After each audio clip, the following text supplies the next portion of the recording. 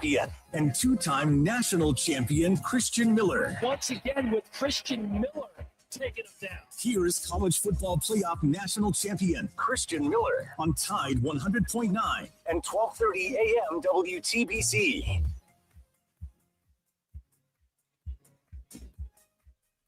And welcome into this Wednesday edition of the Miller's Edge, Tide 100.9, 1230 WTBC. Hope everybody's doing well. Hope you guys are ready for another day full of plenty of talk.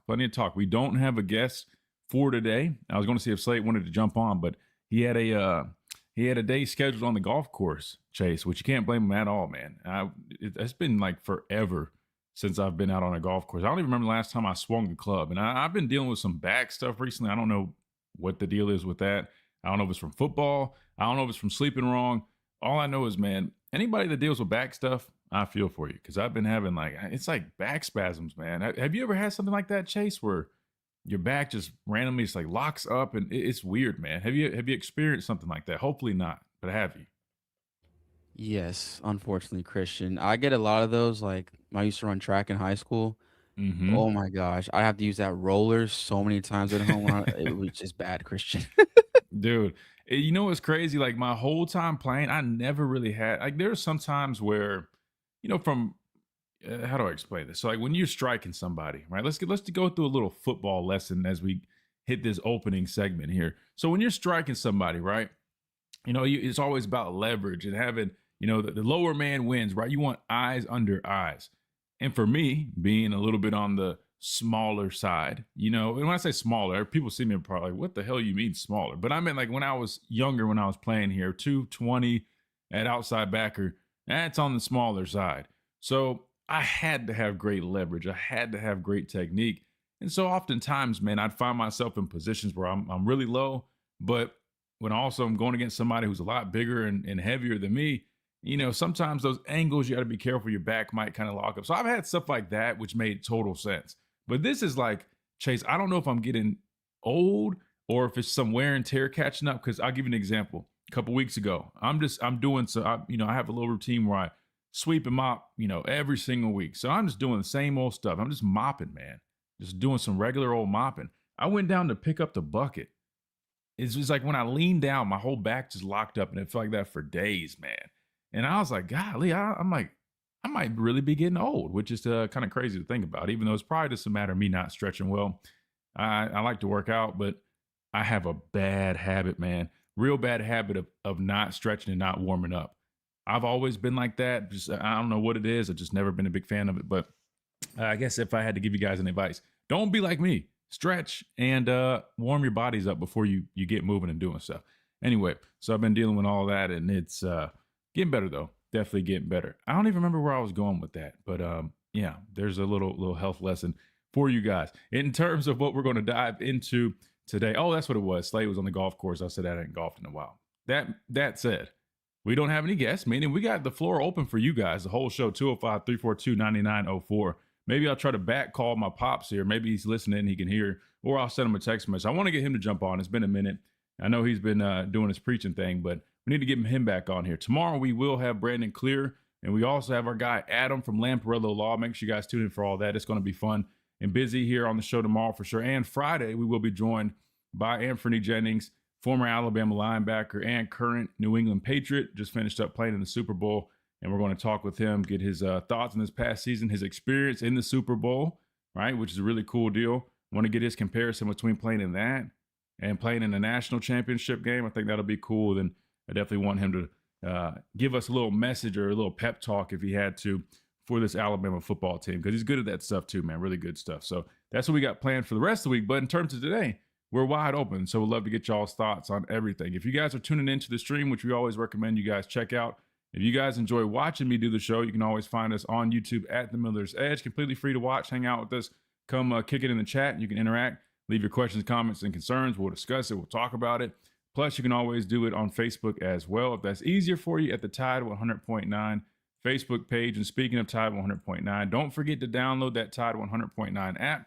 It's completely free, and it lets you listen to all the shows, not just our show, but all the shows, and get all the news and updates of everything Alabama-related going on worldwide. The app works worldwide. So if you're on a trip outside of the country, You can always pull up the Tide 100.9 app to listen to the shows, or you can always go on YouTube and search us up and watch any shows there. In terms of what we got for you guys today, a couple little news and notes that I want to dive into, trying to get the conversation going. If you guys see the title on the stream, it's about a solution to college football. We all know there's plenty of issues with college football, especially now more than ever. NIL. We had a great question from David who called in yesterday. Everything has just been all over the place, right? Well, Mike Elko was speaking with JD Piquel from On3, and JD asked him, if he had to do one thing to fix college football, what would that be? And he gave his answers, about a minute-long clip. So we'll listen to that, and we'll talk about what that could look like and if we think it's even possible. So we'll dive into that. Chase, there's something that came up I want to dive into because I don't like being in people's business, but I do want to say congrats to Ryan Williams. Now, I know somebody mentioned it. I didn't know if it was legit because nowadays there's all types of fake. There's always been fake news and fake, posts and stuff. But now more than ever, and I don't know if it's from AI. I don't know if it's just from, I don't know what it's from. But nowadays you can't, you got to be careful about what you see. We had heard that Ryan got engaged. But now it's officially being posted by actual news outlets. So congrats to Ryan Williams on the engagement. Definitely a young guy to be getting engaged, but congrats to him. More power to him. I know there's a lot of comments on that. I'm not commenting on anybody's personal life like that. But there's been a lot of talk about that. I don't know how these people get all this information either. Kind of crazy, Chase, that these people are like detectives. They go deep dive on people's personal lives. But anyway, shout out to him. He did get engaged. And there's also one other thing that came up, and this was this involved former Alabama quarterback Greg McElroy, who was on his podcast, and he was talking with David Pollack. And they talked about a number of things, but there's a clip that was going around that I definitely want to talk about, maybe get your thoughts on too, where David Pollack was basically going off on the development or the lack of development in college football, especially regarding the offensive line position, something that we've talked about a good bit, but just to hear them really bring that conversation up and really kind of get that conversation going is definitely, piqued my interest. And I definitely want to talk about that because I do feel like there is an epidemic right now in college football where the development is just not really there, especially up front. And I want to talk about why that might be and how we could maybe change that because we know we have some offensive line issues. Hopefully we can adapt and figure out a way to stand out against the crowd where a lot of people are struggling in that department. Maybe we can find a way to reverse that. So those are a few things that I definitely want to talk about here on the show. But while I got you guys listening, don't forget about our friends over at R&R Cigars. If you guys are in the market for any of those premium cigars, you like a nice stick, like to kick back and relax, like my pops, I got a bunch of neighbors, man. Ironically, a bunch of neighbors that love cigars, man. Make sure you guys check out R&R Cigars. They've got the best humidor in the Southeast. Plus, you can always use that code Miller's Edge to get 20% off. It's real easy. Just go to their website, rnrcigars.com. Type in Miller's Edge for that code, and you'll receive your discount. Plus, if your order qualifies, you can get free shipping. And, even cooler, if you need a place to go hang out, you want to go watch any sporting event, whether it's basketball, softball, and baseball are going on, all that good stuff, man. Go kick it at R&R Cigars. Plenty of TVs, wraparound porch. Weather's getting much better. A little rainy out today, but still always consider R&R for your sports. I guess, I don't know, it's like a sports bar type deal, man. You can just hang out, relax, have a good time. 2703 Gary Fitz Street right here in Tuscaloosa is where you can find them. Not hard to miss. They got the big white mansion on the corner, stands out from the rest, and that is the place to be. Again, that is R&R Cigars, the official cigar provider since Alabama football, since 2014, man, which is really cool to think about. That was the year that I got here. One last thing that I also saw, Chase, that came up, and remember, guys, you can always send us stuff. If you see something that is a topic you guys want us to hit, man, feel free to send it our way. Drop it in the chat. We'll definitely take a look and discuss it. Updated Heisman odds have come out. And I'll just say this, Chase. I mean, there's a number of names on here, and it takes a little while till you get to the first Alabama name. But we do have somebody on this list. Now, this is a very long list, by the way. I mean, it's an extremely long list. But we got somebody on here. Would you like to take a guess who that person is, or the first person is that comes up on the list for the 2026 Heisman Trophy odds, which is way, way, way too early. We haven't even done spring ball, but in this way, way, way, way too early list, would you like to guess who on Alabama's name, whose name comes up from the University of Alabama, Chase? Ooh, Ooh, not you put on the spot, Christian. That's I crazy. mean, well, listen, let's play the deduct game, right? What is it called? Some deduction, right?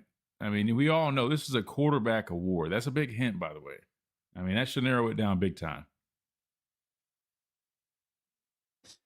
You just picked the day my brain just doesn't want to work today. It's okay. I'm gonna jog it. I'm gonna jog it real quickly. Give me a few minutes. Let me see if I can come All up with right, the answer for you. well, here, maybe I caught you on the spot. All right, Chase. There's thing about this. You got it's a quarterback award, and there's only two guys that we're expecting to win the job. So that's who the outside looking in. That's who they're expecting. So you got a 50%. If you guess a quarterback, you got a 50% chance of getting it right. I think you're doubting yourself, but I think you probably know. But take a swing at it, Chase. Come on, man. There's no harm in it. There's no prize online unless you want me to throw some. I don't know. You want me to put $1 on it? I think I got $1 on my desk somewhere. $1. No guess, Chase.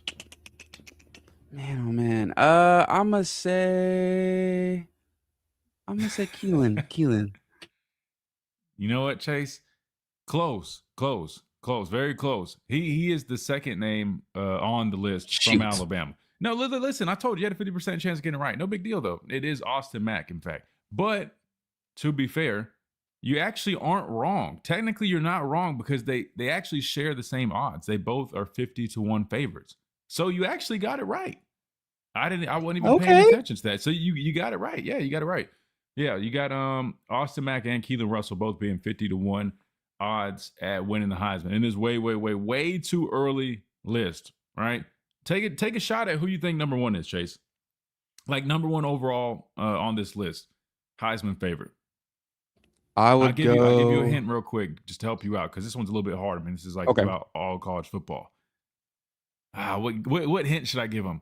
I don't want to make it too easy. We've talked about him on this show pretty recently too. His name has come up, and there's another hint from the chat. It's always a quarterback. So you got two. Not always a quarterback. It's a quarterback award, man.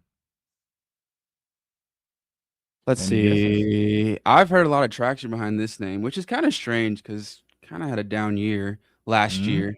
Archie Manning. There you go. Bingo. There you go. Let's you should have. go. I'll give you $1, Chase. I owe you $1, man. I had one somewhere. Appreciate it. I moved it. Chase won $1. So if you guys want to get in on these games and prizes, man, we're giving away $1 over here if you can answer some of these little questions that we got. No, I'm kidding. I guess maybe we could make that a game. I don't know. Maybe we could. I'll cash app you guys. I'll cash app you $1. Maybe we'll make it fun. Well, is that legal, Chase? Can we do that? I mean, the radio gives out money all the time, right? I think that'd be an issue.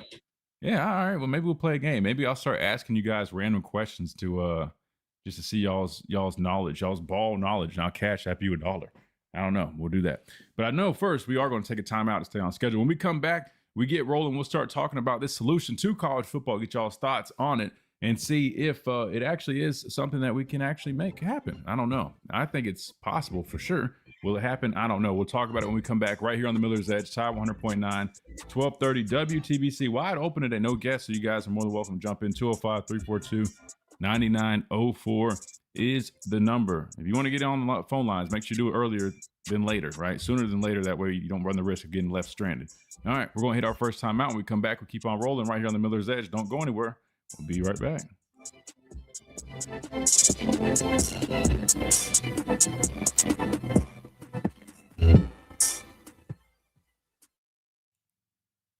What's up, guys? Maybe we should start doing that. Maybe we'll start doing like cash app prizes, man. I'll cash app you guys $1 or something. I know you're like, man, $1? Who wants $1? Hey, man. Yeah, you're right. In this economy, I don't know what you can buy with $1 anymore, but I don't know. Maybe we'll start bumping up our rewards at some point, man. Maybe we'll bump it up down the road, but I can't be doing these big $5, $10 prizes if we're doing it like throughout the show, man. You're gonna run my pockets before we finish up the whole show. Chase sounds like AI. How does Chase? What do you mean? I guess that's a compliment, though, right? I mean, he has a good, clean voice, man. I think that's a compliment, Chase. I guess they're back to trying to flame us again. Well, I say us. It was me. But now I guess you're included in this too. We need to get Chase a camera set up in the studio. That's what we need. We need a Chase camera, producer camera. Chase, what do you think about that, man? I'm trying to think of how that would be. We could probably make that happen. I know Chase don't want to do that, but you can't buy $1 with $1 anymore. Hey, listen, man. Yeah, we might have to bump it up to 2. Maybe we'll bump it up to 2. I got to think of some good stuff to quiz y'all on, though. And we're doing stuff like that, man. I gotta make it challenging, though. I gotta make it challenging, man. Nick, what's up? From, what's up? Joey, what's up? Superfly, good to have you in here, man. I see Crystal, Mike, what's up, man? Yakenji's always gonna be first, man. If we had to give a prize out for being first, Yakenji would definitely win it like every day. BJ, what's up? And we got Travelpreneur, what's up? And Deboo. Wait, is that a play on Coach DeBoer's name, or you already had that? Saban had plenty of assistant coaches for each position, not the grad student stuff, elite and experience, till 2014. Then he had to adjust. Wait, Buckeyes, and then Clemson's. Wait. Then Georgia, LSU, now Indy. Hold on, wait. I'm not sure if I'm reading that correctly. Saban had plenty of assistant coaches for each position, not the grad student stuff. Well, we've always had we've always had grad students, right? We've always had, and if I'm not mistaken, I could be making this up, but I do think we were one of the first people to do the whole analyst thing. I could be making that up, but I want to say I read an article a few years ago when they're talking about cutting back on some of the analysts that we had. I think it was around the time when Coach Saban retired. And I think they mentioned that Alabama, in fact, was one of the first schools/programs to, I guess, like start hiring a bunch of analysts like that. I'm sure people have always had an analyst or two, but for us, we had like an all-star group of analysts, it felt like. All right, let me do this. I forgot to do this. Whoops. Hold on 1 second. Let me turn this on, and good deal. All right. And we got a super chat from our guy, Adam. Let's see what Adam says. Hold on. Thank you, Joe. Okay, I was about to say, I thought I read that right, but yeah, Alabama was like one of the first to do that. So,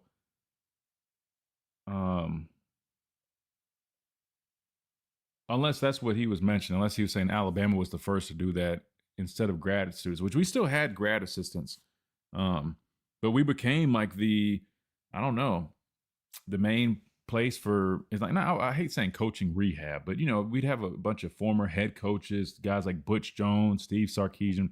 We were basically bringing these guys on board as analysts, man. Listen, Coach Saban was always 2 steps ahead of everybody. Who thinks of that? Hey, head coach gets fired, he's done. Hey, we're going to bring him on staff as an analyst. This dude, people can say what they want about Coach Saban when they hate on him, man, but you can't say that dude went always ahead of the curve. Always.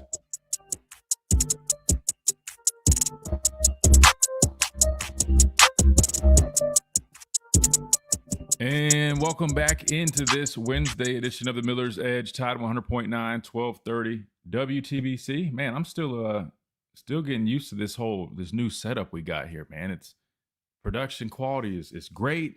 Still trying to iron out some things, man. We're figuring everything out as we go, but I was going back and watching yesterday's show, and just the camera quality, the mic quality, man, so much better. So I hate to keep bringing that up, man, but I'm just I'm excited. I'm excited because we're doing a lot more, and it's going to keep getting better and better from here, man. So we're excited about that. All right. We were going to dive into this clip real quick from Coach Elko, head coach of Texas A&M, but we're going to pause real quick because we got a big super chat from our guy, Adam.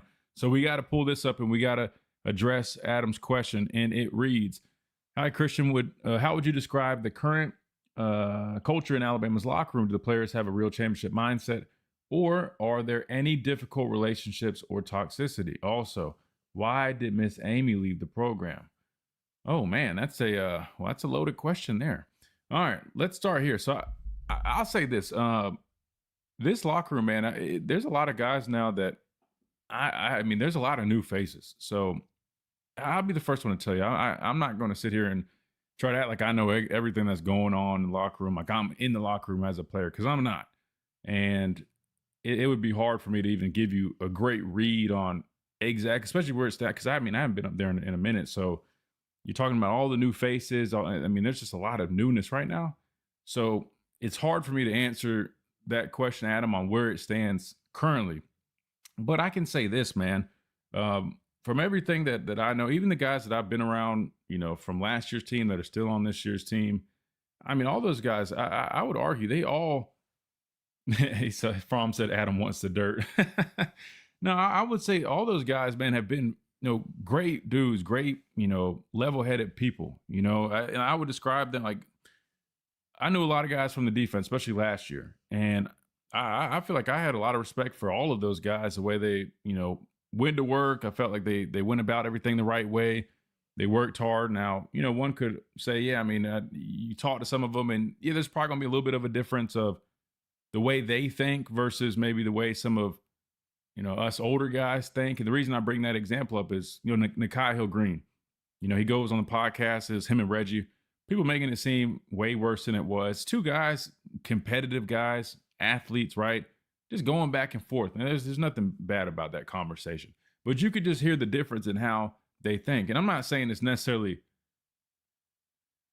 I'm not saying one is better than the other, but there's just a clear difference. I think it's more so of a generational thing, or just kind of how our experience has shaped us versus theirs. Like, I'll give you an example. Nakai Hill-Green came on our show, and even before that, I mean, if you watch the way he plays, he's a vet, he's a mature guy. The way he plays the game, he plays physical.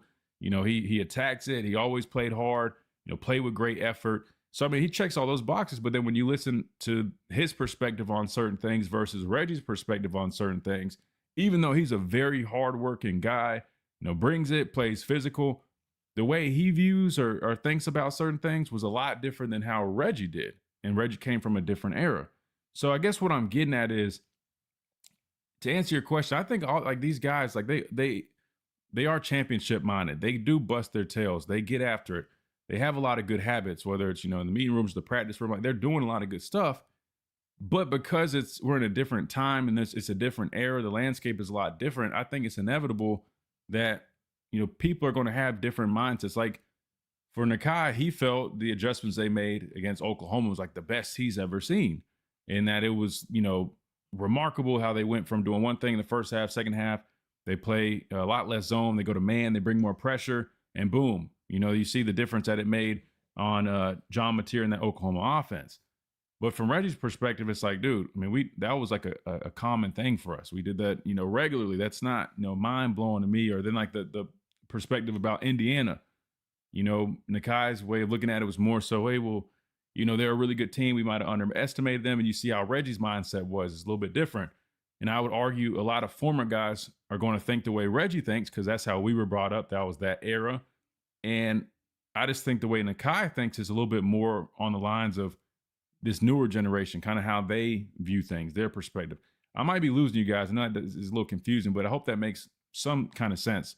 Because I'm not going to sit here and say like, oh, these guys, they do or they don't have a championship mindset or mentality right now. Because the reality is everybody in college football, every player, every program, right now, everybody is going to be the national champions. That's what they're telling themselves. That's what every offseason program is tailored around. The strength coaches are telling them that we're working hard, we're doing this to get the edge on our opponents for the upcoming season.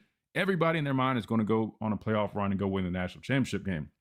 And I would argue that even last year when I was around those guys at practice, I mean, they practiced hard, they got after it, they had, good energy to them, but, it's hard to explain, but I think that podcast with Reggie and Nakai just kind of gave you the example of how, even though you can have a guy like Nakai who's a hard worker, does all those things, there still is a little bit of a difference in the mindset and mentality that I don't know if you're going to see a whole bunch of in today's college football, So that would be my answer to that question. But I would fully expect these guys are getting after, especially knowing the way they ended last season. As an athlete, I mean, you're going to have a bad taste in your mouth. Anytime your last football game was you getting your ass whooped, so I'm sorry, for lack of a better phrased there, you're not going to have a good taste in your mouth, especially on a stage like that. I mean, that was the Rose Bowl. Now everybody's mocking you. People are doubting you again.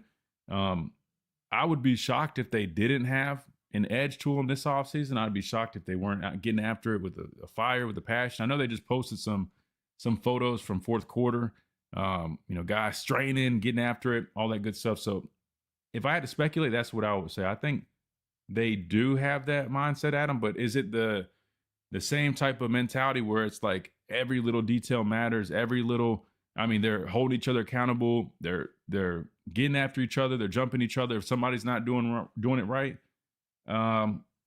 we'll have to see kind of how that cultivates through the whole offseason. It's one thing to do it here and there, but I mean, that has to be your standard. And if I had to challenge them to do anything, it would be just that. I mean, that's one thing I feel like, in speaking of the Nakai interview, if you paid attention to the other part where he mentioned, he feels like, he said, not that they didn't necessarily do it last year, but your best players, they have to be the leaders, right? Which to me, that basically was just saying, like, we needed more guys stepping up and really doing it. It can't just be, yelling at guys. It has to be leading by example. It has to be sometimes yelling at guys. Some guys need that. It depends on the player, right? But you got to have all types of, leaders and leadership on your team, because everybody responds different too. So that's really important. So listen, I think that'll be interesting to kind of find out a little bit more about it. So, I mean, I haven't seen their fourth quarter yet. So it's hard for me to speak on it right now, but hopefully in the spring we'll have a better idea on kind of who's emerging as leaders. Are they building that accountability within themselves? Because I think that would go a long way with them, because that was one thing that helped us out tremendously. We talk about it all the time, but just to reiterate, when you have a team where Reuben Foster is your best player on defense, your heavy, the hardest hitter, your most feared player, but then somebody like me who's a reserve outside backer, I can sit there and I can correct Reuben, or I can, get on him or hold him accountable, and he's not going to sit there and throw a fit or, oh, what are you talking about? No. I mean, like, when you have that level of accountability where everybody is holding each other to that standard, that's about as good as it gets for a football team. And I thought that was always one of the things that separated us from a lot of people. In terms of difficult relationships and toxicity, I can't really answer that one right now. I wish I could. But then your last part, in terms of Miss Amy leaving, in terms of like a specific reason, I guess the basic, thing here is, the basic answer is, Coach DeBoer brought over his nutritionist that he had over at Washington, who's no longer with the program. But you would have to ask him why he made that decision. I just know that was the decision that was made. I don't know the specifics. It wasn't anything Amy did, to my knowledge. She was a nutritionist for several national championship winning teams, the greatest coach of all time. Maybe he just felt more. That's a common thing. I'm not saying it was his fault. He just made the decision. That's what head coaches do when they get hired. Normally they bring over their people, whether it's strength staff, whether it's support staff. That's a big one. Nutritionists. Those are always on the table. It's a big. It's very common, right? Like when Matt Rule got hired in Carolina, he brought in. He brought like chefs and nutritious people from Baylor. He basically brought Baylor to the Panthers. Coach DeBoer did a little bit of a mix. Like, there's a lot of Washington folks, but there's also some retainment. But no, you don't need to apologize, Adam. No, I know that's a fair question. But anyway, long story short, he chose to bring his own nutritionist. And unfortunately, that didn't really work out well, because she was here 1 year and now she's gone. But Miss Amy's great, man. I loved working with Miss Amy. I know I think she's doing some more like independent work right now, which she's earned. And listen, she's a trooper, man. I know I don't know if you guys are familiar, but they had some stuff, personally, some health stuff that she dealt with, and I think she's doing really well. And shout out to Miss Amy. She was the GOAT, helped me put on a lot of weight, always, looked out for me. Even when I got done playing, like anytime we came back, we were working out, training. We were always able to, hang out up there and whatnot. But I also know there's this stuff mentioned about like budgets and stuff. I know they wanted to clean up on budgets. So who knows? That probably is a better question for him to answer. But yeah, that's what I got for that one. All right. We're due for a timeout, so let's do this. And thank you again, Adam, for that, man. Always. We really always appreciate it. As you can see, man, shout out to Adam for thanks Adam. Thank Adam for the new production, man. Pretty much sponsored by Adam at this point. All right, we got to hit this timeout. When we come back, we keep rolling. We'll talk about this clip from Coach Elko in regards to fixing college football. We'll break that down, and we'll keep rolling from there right here on the Miller's Edge. Tide 100.9, 1230, WTBC.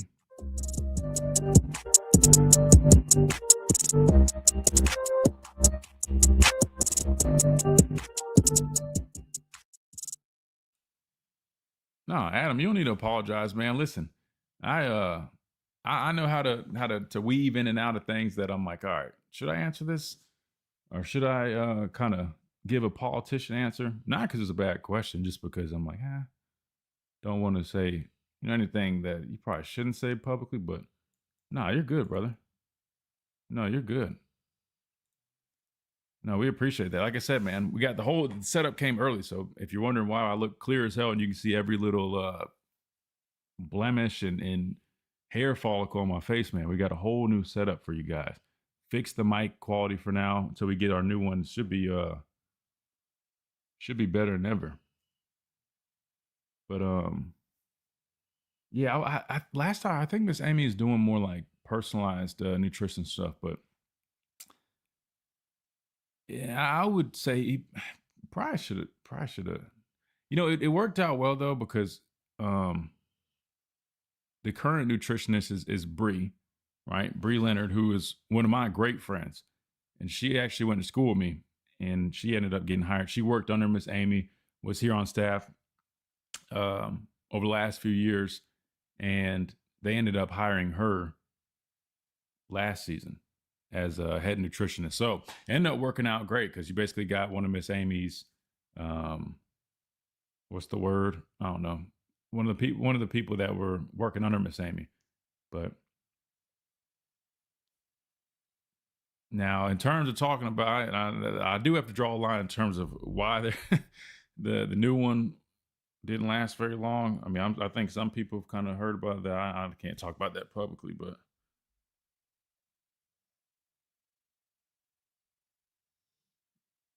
good thing Saban didn't wait till February or March. Wait, what are you talking about, From? You said you have to as soon as possible. What are you referring to? You mean like hire people?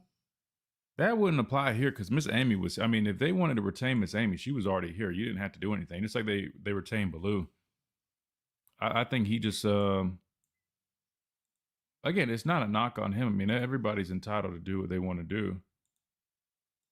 But I think sometimes familiarity, plays a big factor. Yeah, I get what you're saying. You're talking about hiring staff, but in this situation, this is different. It's not like it's not like he had. I mean, Amy was here. I mean, you could have just simply retained Amy, and that would have been easy and probably. I'm not gonna say the best thing to do, but you get what I'm saying. That one, I'm not gonna lie. That kind of made me scratch my head. And then the way it ended up working out, it really was yeah. I'm not gonna I'm not gonna go down that rabbit hole. But I think somebody was mentioning that whole deal in the chat one time. So I feel like some people have kind of talked about that situation. I don't want to talk about that, especially not on air. But yeah, Miss Amy was the best, bro. She was she really was. Or I should say is. I mean, she's still around. Like I said, I think she's just doing more independent type stuff right now, which is good for her. Miss Amy was specifically football, if I'm not mistaken. I'm like 95% positive that she was. If you're talking about when she was here, now if you're talking about right now, I'm not too sure.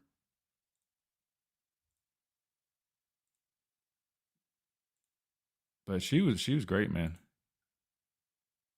She was great. I mean, she's a legend in her own right. I mean, you talk about like the staple pieces of the whole dynasty. I mean, Jeff Allen as athletic trainer. Miss Amy was. I don't know. Let me think. When she first got here, I don't know if she was Coach Saban's first, but I mean, she had been here through like all the championships at least, if I'm not mistaken.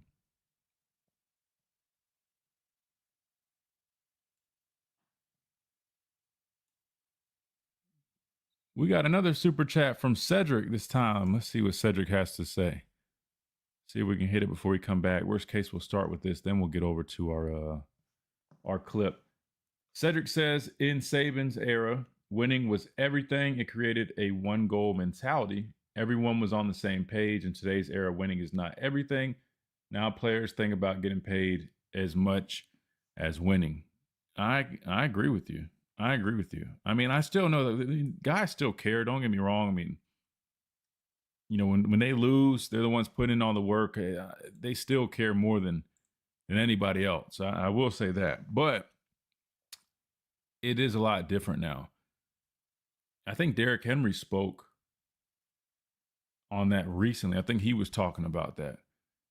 You know, it's different. I was listening to an agent talk not long ago that represents college athletes, and he was basically saying, yeah, I tell my guys, you know, keep up with all your film, you know, start collecting all your film, you know, make sure you're keeping tabs on all your practice highlights and stuff. That way you can have them at the end of the year, because coaches, once you hit the portal, will lock you out your accounts and stuff. I'm like, I mean, if you're thinking with that mindset, I mean, how focused can you be on going out there and winning football games and being the best version of you if you're in the back of your mind, like every season, you know, creating your own personal resume just in case or when you hit the portal? And maybe that was more advice for guys that were maybe reserve type players. But in my opinion, it sounded like they're like, yeah, we tell all our guys, man, you know, keep tabs on all your tape, collect everything. I was just like, just a lot, man. And welcome back into this Wednesday edition of Miller's Edge. Tide 100.9, 1230 WTBC. We're going to get to this clip real quick about fixing college football. We did have another super chat question, so I'll bring it up on air real quick. Cedric mentioned in the Saban era, winning was everything. It created one goal and one mentality. Everyone was on the same page. In today's era, winning's not everything, because now players think about getting paid as much as they think about winning, which, you know, hard to disagree with that one there. I mean, and I always tell people this too, though. I mean, there still are good players out there. There still are guys that are very competitive, that care. I mean, you saw, I mean, example with Ty Simpson. You know, he had an opportunity to earn a lot of money to transfer to a school like Miami. Now, don't get me wrong. Now, he's going to get taken care of in this upcoming NFL draft, but still, I mean, when your mindset is led by, hey, I don't want to, you know, tarnish my legacy at the university where I was voted team captain, the university that I love and care about, where I, you know, went from, you know, a teen to a young adult. I mean, that still means something. So there's still some good guys out there for sure, but there's no denying it. It's a little bit different now when, you know, as a player. I mean, think about it. I gave you guys the math. a guy that's earning, you know, 400K, which is, you know, for a starter, that's not far off probably from an average in terms of a quality starter. If you average all the positions, I mean, that's over 30K a month. I mean, just imagine that 18 years old, guys, you're getting a direct deposit for like 30 bands every single month, just hitting your checking account. I mean, it's clearly a little bit of a distraction, if you ask me. And some guys probably manage it better than others, but there's no denying that. And that's a product of the landscape. So that's why we got to fix college football. And that's why we're going to talk a little bit about that today. Big shout out to Cedric for that super chat. We appreciate all you guys and all y'all's support. You know, even if you're just listening, liking the videos, all that stuff, we appreciate that. But especially y'all's contributions, because again, it goes all back into the show. That's why we got a whole new setup, whole new everything is coming, and it's only getting better. So thank you guys so much. Real quick, we want to give a shout out to Adam, since Adam's in the chat right now. Lamparello Law, don't forget about them. We got Adam coming on tomorrow, which is going to be really fun. We're going to chat it up with him. He's going to join the stream. But Adam is the founder of Lamparello Law Education and Advocacy, founded by Adam himself, who is an attorney and professor. He works with high school, college, and graduate students on academic and career success, providing mentoring, exam, and test-taking preparation, application strategy, personal statements, resumes, you name it, professional planning. They've got you covered.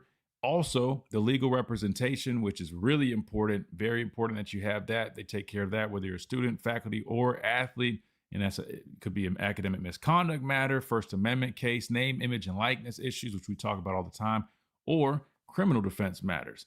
But the most important thing is they're known for representing their clients with genuine care, passion, and relentless advocacy. So if you guys want serious guidance and strong representation from someone who truly has your back, make sure you contact Lamperillo Law at 201-317-5115 or visit that website that will be launched very soon. I have to go back and check. It might be there this week. Lamperillo-law.com. Again, that's Lamperillo Law, education and advocacy. All right, let's do this, Chase. I'm gonna play this clip for everybody to hear from Coach Elko, because the theme of today, and again, we can talk about anything and everything, but was fixing college football, right? We talked about all these issues. Had a great call yesterday from David. But Mike Elko was asked his thoughts on if he had to do one thing to fix college football, what would that be? And this is what the Texas A&M head coach had to say. With your educational background, I feel like you're the best person to ask this question to. If I said, Coach, there's just one thing you can tweak about college football to take a step towards fixing it, what would be that one thing that you're changing about the sport as it stands right now? Put somebody in charge. I think it's a $1.2 billion industry with not a singular voice in charge of it, making decisions for the betterment of college football. And I think until we get that, we're going to continue to flounder with some of those areas. And so, what's best for the SEC isn't always what's best for the other conferences. What's best for the other conferences isn't always best for the SEC. And at some point, we're going to have somebody who's capable of making rules regarding the betterment of college football, enforcement of rules, and all of it. And again, until we get that, I think we're all at risk of this thing not lasting like we want it to last. And so that would be my piece. So there you have it. So his suggestion, Chase, to fix college football and be in charge of this $1.2 billion business, it's just putting somebody in charge. Sounds simple enough, Chase. I feel like it makes perfect sense. And when you really look at it from that perspective, that, all right, we have this huge business, this booming business that, I mean, is one of the biggest things this country has to offer. The reason I say this country is because, I mean, football is an American sport. I mean, we know in college football, especially, depending where you live, is almost like a religion. Maybe I shouldn't say that. My dad might get mad at me, but I'm saying in terms of, the allegiance that people have to it, the passion, the consistency to support it. I mean, college football, thinking about everybody looks like we're in the offseason now for football. Our whole conversations are still 90% football. We got basketball going on. We got all these other sports going on. We'll talk about it some, but everything revolves around football.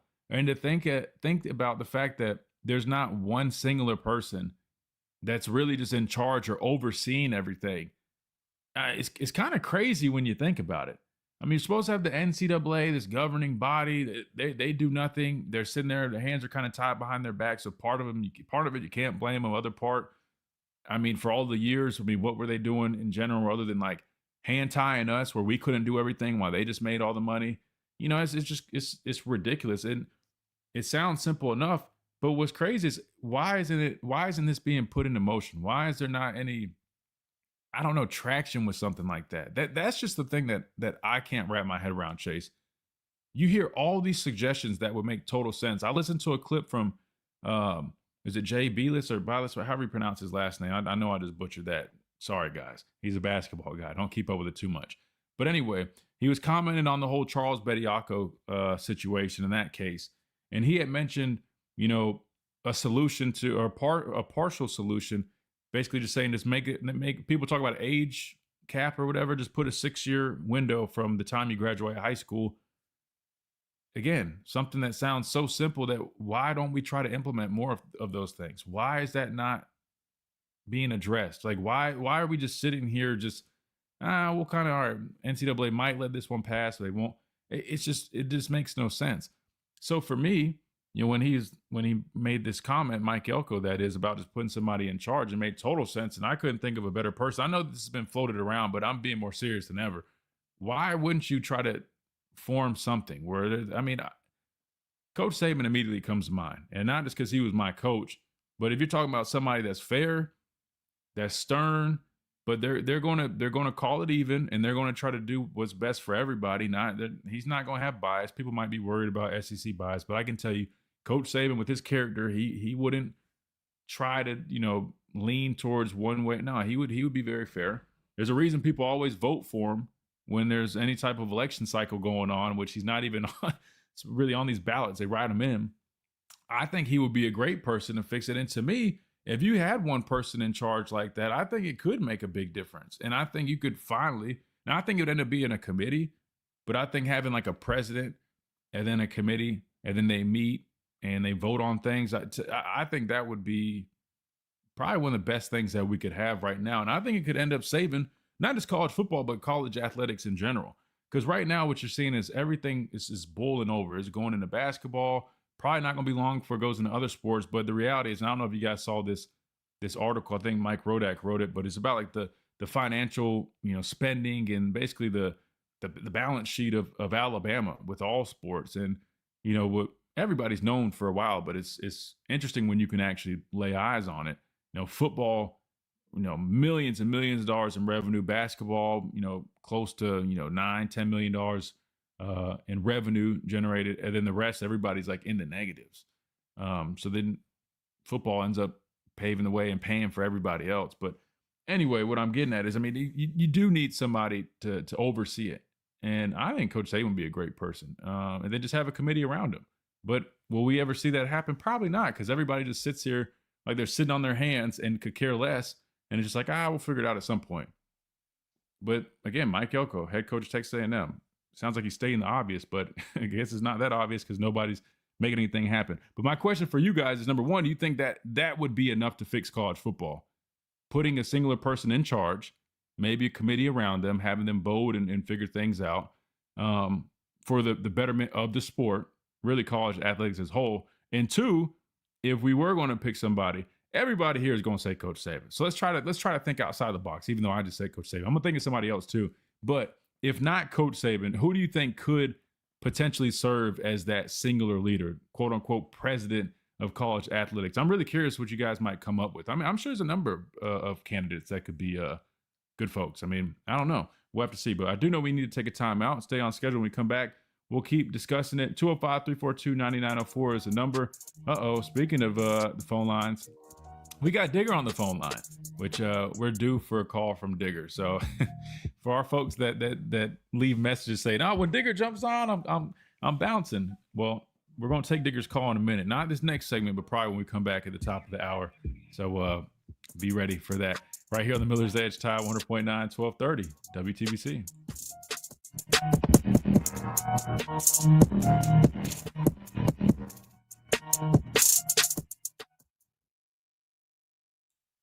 Yeah, what do you guys think about that? Let me move my...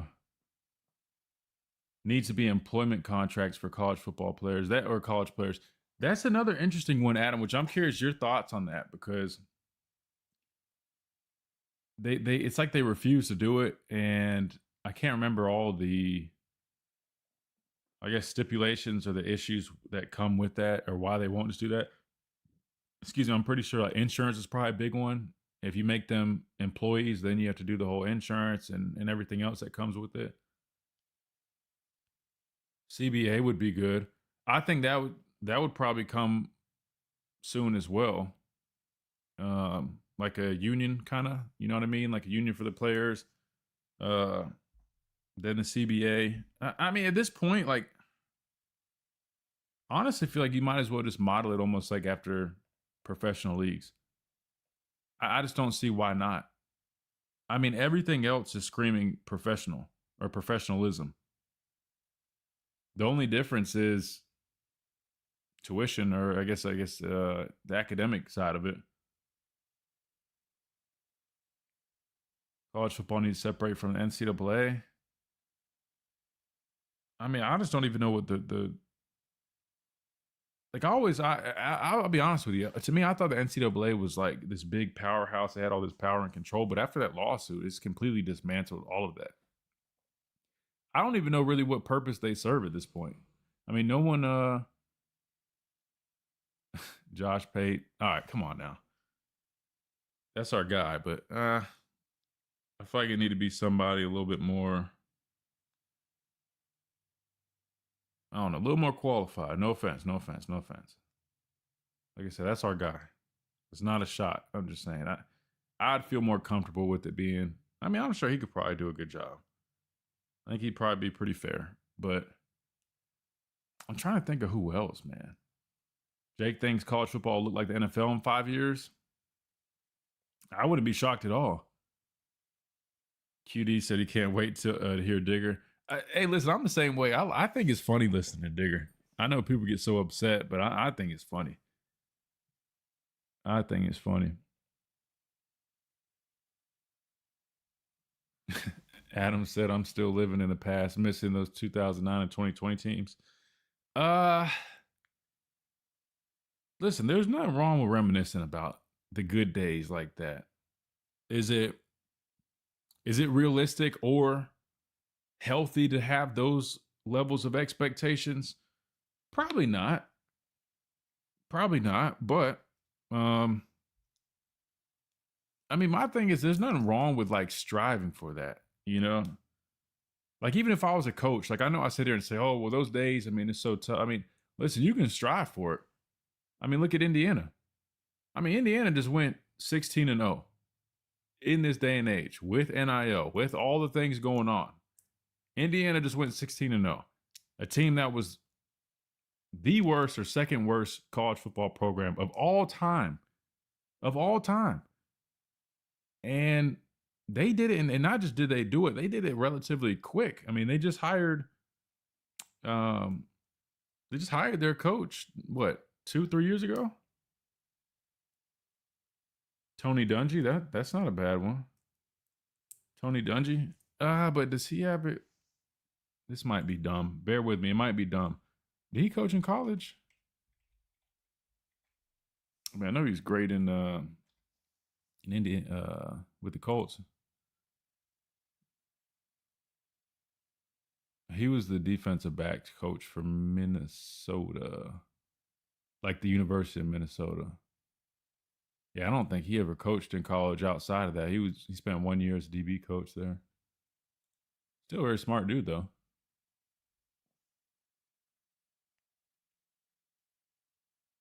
Still a smart dude. Nightcap, I like watching Nightcap. You guys watch Nightcap with Shannon and Ocho? I always say this: if my dad would jump on here consistently, it would be kind of like Nightcap. It's funny, you know what I mean? Like, I like that style. It's hard to do a show like Nightcap when it's just you, though. That's the only thing. But Nightcap's good. I love Nightcap. Wait, so now y'all want Digger? Y'all are funny, man. Maybe it's not everybody. Maybe it's just a few people. Don't worry, we're gonna get Digger, but give me 5 minutes because I want him to have plenty of time. 3 or 4 minutes isn't enough for him, and I know he's gonna have plenty to say because he tried to get on the phone lines yesterday, but unfortunately we had to leave him stranded. We ran out of time, so there's no telling where he's going.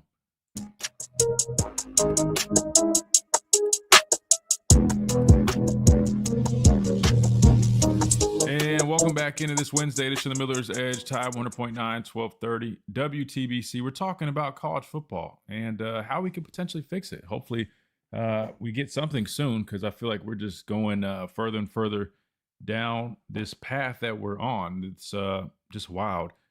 If you guys have seen any of these articles or anything that's come up recently, you'll know what I'm referring to when I'm talking about. Like, the contracts. I mean, I just saw that I think it was Southern Cal signed a high school tight end to like a $5 million deal. Now I think it's through a couple years, but still, I mean, it's just, guys, I don't think you guys understand. I mean, like if he were to be a 3rd round draft pick in the NFL, he's going to make more money coming out of high school signing with Southern Cal than he would if he was like a 3rd round pick. Signing bonus for a 3rd rounder right now, I mean, depending on where you're at, I would say on average is probably like, 1.3, 1.4 or so. Could be a little bit higher if you're earlier on. But still, then you got your rookie contract that you're playing out. And I think the rookie minimum now is around 700 or so. Go up a little bit each year. What I'm getting at is still, though, that contract that high school tight end just signed with Southern Cal is equivalent or more than if he were to be like a 3rd round pick in the NFL and played several years. So that's why we're talking about a fix, because that is That's just crazy to think about. But we were talking about who would be that person to fix it. I mean, we all of us are going to sit here and say Coach Saban's like the perfect candidate. Retired coach, he coached in the college ranks, won plenty of national championships, was very stand up person. You know, people on the outside want to hate and throw all these random things out. But listen, man, I mean, we all know he would be the perfect candidate. Don't know if he actually would do it. I couldn't think of anybody else. I was too busy talking with everybody in the chat, Chase. Did you think of anybody else that you think could be that singular president or I guess overseer of college athletics, college football, whatever it would be, other than Coach Saban? Anybody come to mind? I guess it doesn't have to be a football coach or a football person, but who else could you think of? I mean, what about somebody like no, I can't say that one because somebody was joking around and said Josh Payton. I said, I was going to say, I mean, maybe a Kirk Herbstreit, which I know that sounds stupid, but I feel like he's been around the game for a long time. No, he does a good job with his broadcasting. Any names come up for you, Chase? There was this NBC correspondent who covered the Super Bowl. I liked him. He's had a lot of great points. He's on a lot of shows that I watched throughout the day, and his analysis on college football and really just college sports as a whole has been really nice. You said Nick Saban earlier. That's probably my number one as well because he's well mannered, regardless of him coaching in Alabama. He understands the business. It's unfortunate that the committee that he was a part of just kind of blew in smoke, and there's nothing there anymore. But I believe with the pedigree that he has, the stature that he has, and he understands the ins and outs of college football because that's literally his whole life. Why not have somebody in position? But like you said earlier, Christian, the way the NCAA has been going about things, I just feel like we're going to be sitting on our hands until this all blows up and there's nothing left of just ruins and we're just trying to pick up the pieces. What would that look like though, Chase? Because that's what I'm curious about. Would that be the SEC / Big Ten breaking away? Would that be them just saying, "Hey, to hell with the NCAA and all this other stuff. We're going to just break off and do our own thing"? That's what that's what I wonder. Like, what would be that breaking point? We always talk about that. You know what I mean? Like, oh, college football is going to get to a point where you no longer can fix it. I'm just curious what that would look like. I don't know. I mean, that's maybe something to think about because in my head, I'm like, does that mean you just break off and people just start doing their own things? I don't know, but I think so because if you look at the WNBA, for example, there are a lot of other leagues out there like Unrivaled. I think there's another one called AU Pro, I believe. That they're like, hey, we'll pay you. Come over here. We'll set up teams. We'll set up organizations. We have sponsors. We have stadiums. We have the resources. Just come over here because the WNBA right now, they're starting their season without any players because the CBA is in a big legality issue right now, and no one's agreeing on anything. So a lot of players are like, look, we're not just basketball players. We have law degrees. We understand the business of it. So we're going to go to a league that's going to not only support us financially, but look out for us in a long tenure, and there won't be an issue. So yeah, I could see that happening because it's happening right now in the WNBA as we speak. only thing I would say is I don't know if them players are going to say they're going to sit out anything right now with what they're making in college athletics, at least college football. I mean, Good point. Good point. That's the only thing I would say. But no, but you're right though. It could get to a point where if they had a union or something formed and things weren't going well, you could start seeing stuff like that. Or I don't know. I mean, I don't know how that would work with them trying to go straight to the draft, or I don't know. It could get really messy, I guess. But we'll keep talking about it. But first, we got to hit this top hour break. When we come back, we'll continue this conversation. It's a good conversation. A lot of thoughts and comments going around in the chat. If you guys haven't, check us out on YouTube at The Miller's Edge or Facebook at Tide 100.9. Plus, we got Digger coming up, y'all's favorite caller. We'll love to get his thoughts and everything happening.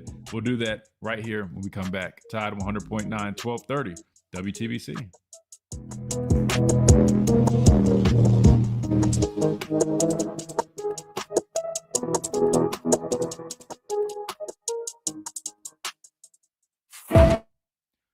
That's interesting. All schools go independent. So you're saying basically everybody just is independent. You just make your own schedules. I don't know. That would be kind of crazy though. I don't think it ever reaches anything like that. Ricky said Digger's my favorite caller. Can't speak for everybody else. I told you guys, I like when Digger calls because it's comedy, man. I like entertainment. I mean, I sit here and always so serious and talking all informative, man. I like getting a little I don't know, different speed going. Let me text my dad. Let's see what he's got going.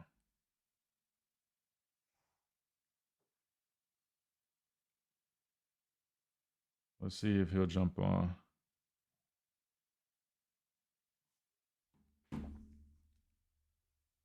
Bama would make more outside the SEC just like Notre Dame. Yeah, but yeah, that would be, man. Bama better not ever be independent. That would be weird, man. That'd be weird. I mean, I guess if you maintain all your main rivalries, I guess it'd at least be maybe manageable. Speaking of what the teams got going on, I don't know if you guys saw this. I just saw it pop up on Twitter, but here's a clip from the offseason that Alabama just posted.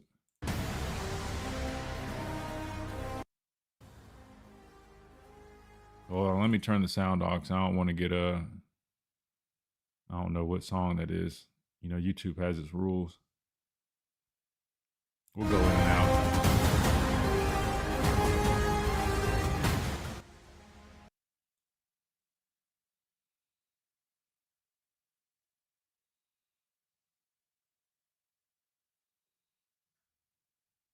So a quick little 29-second clip.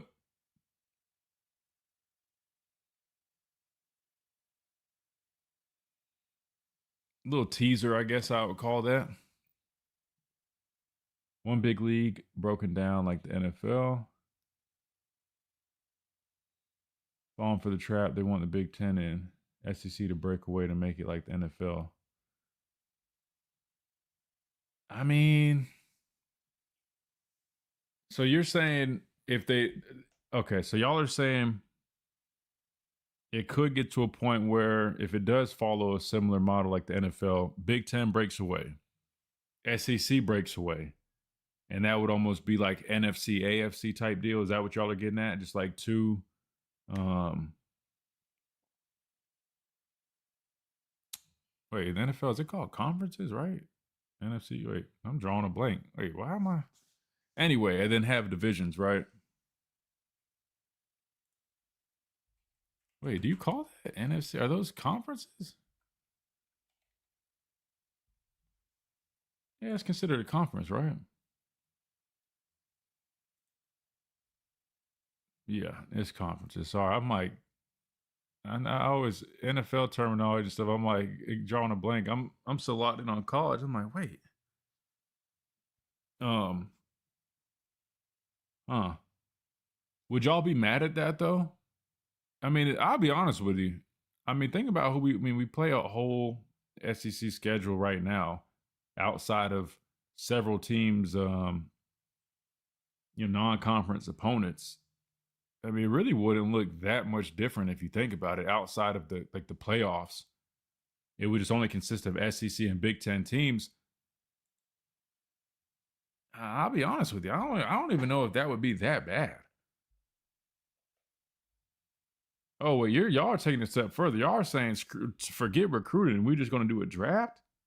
Whoa, wait, that's kind of crazy. Hold on now. That's definitely something to talk about. Draft high school players instead of, that, that's wild, man. That's wild. I have to give them credit. Yeah, no, Adam, they definitely get after it, man.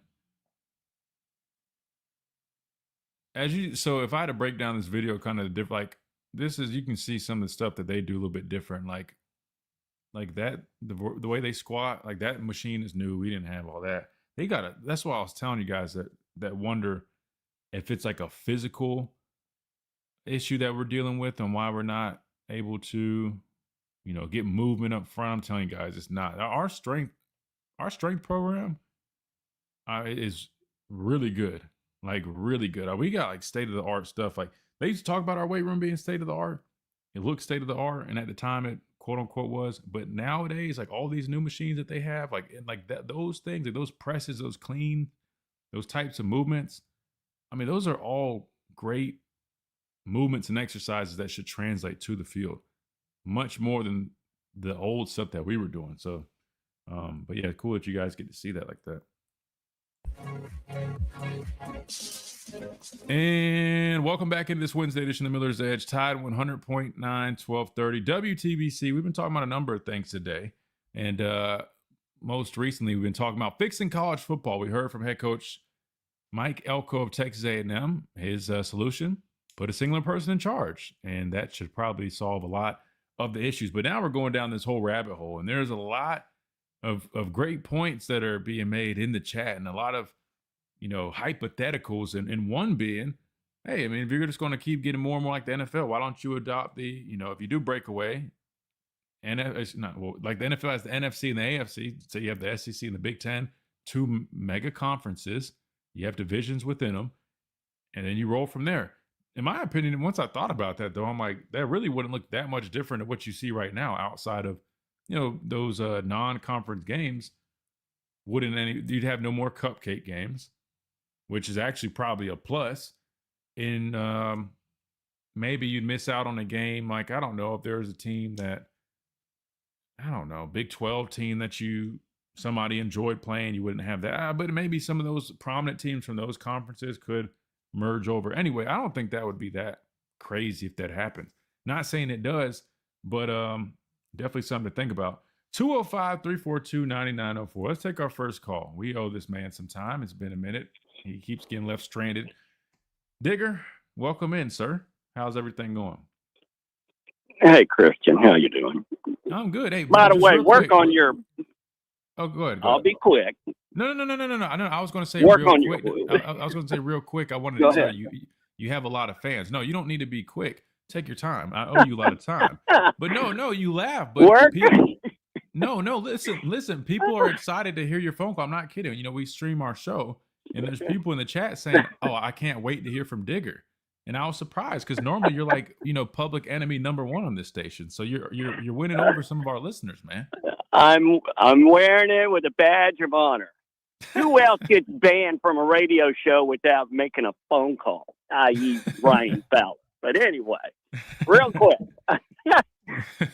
No, we're not going to nominate Nick Saban to run the show.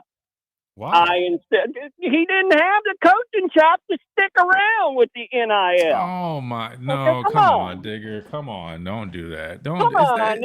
He saw that he couldn't fix what he's 70 plus years old, dude. What do you want him to do? I know that. Come on, Digger. Listen. Think about how many years he sacrificed away from his family for not for me as a player, helping me, grow as a player and person, but then also for all the fans, all the stuff he's done. Let that man enjoy his retirement, Digger. We can't be that selfish. He didn't run from any smoke. He was in NIL. He handled it. I do know this, is that you're never going to find another guy like Walter Byers, who ran the NCAA for 30-something odd years, and he had to retire. And Dick Schultz, I wasn't happy with him. And Roy Kramer, the SEC commissioner, things got a little hairy with all that. I'm telling you, you can't have one person run the show. You need a tribunal or a committee. Okay? Yeah. One for the women's sport, one for the private universities, one for the big public university. Okay? Because otherwise, you're going to have a big hornet's nest. Nobody's going to be happy. Okay? And there will be favoritism calls, and they're going to say no. And can you imagine getting that athletic director from Notre Dame to run the show? Oh, Lord. That would be a nightmare. The right person. It has to be the right person would have to do it. And I also said, I think a committee around them. Like, so when I say one singular person, I think get yourself, a president. We'll say Coach Saban in this example. Then have a committee that can vote on things that consists of people that are qualified to be on that committee, and that can help come up with great, rules and regulations that will help uphold those rules and regulations as well. Two heads are better than one. Come on. Two heads are better than one. That's why I said a committee too. Or hell, you want to do a vice president? I'm cool with that. Do a vice president there. I'm not But saying, and I don't think he meant one singular person. Like there'd be only one person who just. I think he was saying more like a president, unless I heard that wrong. Maybe he meant one singular person only. I was thinking like one head otherwise, person. I'm just saying. I didn't mean to cut you off. No, You're go going to ahead. get these activist judges showboating in court, making decisions for the NCAA, and that's the last thing we need. That ass clown at Ole Miss looked like a damn fool, and everybody knew exactly what he was doing. Okay, and you were very fortunate that the judge in Tuscaloosa recused himself because he knew the water was getting hot, and he had to do something decent about it. So I'm just saying, okay, we need somebody, and if you ask me, if you want to do this right, financial play act, which means you spend a percentage of your revenues on the particular sport you want to do. Okay, this is how they do it in Europe. They don't have a middle class over there. There's a lot of rich clubs and poor clubs, and they tried to make it equitable as possible. And the best way to do it was to spend a percentage of your revenue on the program, especially in football or basketball or whatever you make. Okay, it's your choice. If you want to be that dominant softball team like Oklahoma or Texas Tech spending $1 million on a softball pitcher, fine. Okay? And don't get upset at, look, I'm telling you, you said something about this tight end from USC that signed for $5 million. USC is like the Texas A&M of Big Ten. They are so stupid. It's a poorly run program. They spend a lot of money, and they never get any results. Okay? They will learn in a couple of years this is not the way to go. Let it shake itself out. So I'm going to hang up and let everybody else bounce off at the walls and say Digger's wrong. But I'm telling you, I'm looking at it right here, right now. It ain't Saban. Okay? Well, all right. Saban couldn't handle Cody Campbell. Oh my god! Come on, man. So, no, give me somebody you think that would be better qualified and better fit to handle that responsibility, other than somebody like Coach Saban. Listen, I'm just saying, if you look at Coach Saban, you know who I want. Who do you want? I'm being dead serious. There is a guy from the ESPN who is in charge. Of all of the network money that goes to these conferences. The name escapes me. Very important guy, and he's not an idiot. He's very smart, and the first thing he looks for is market share for these conferences, and he gives up the money and what they owe.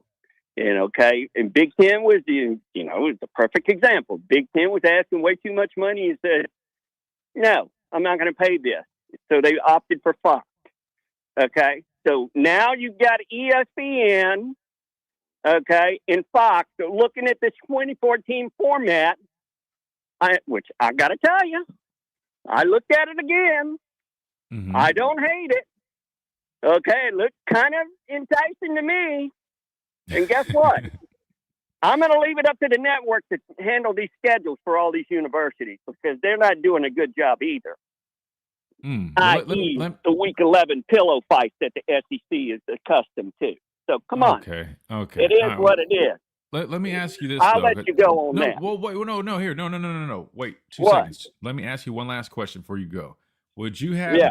Is there any concerns on your end, knowing that Texas is a pretty heavy spender, right, to put it lightly?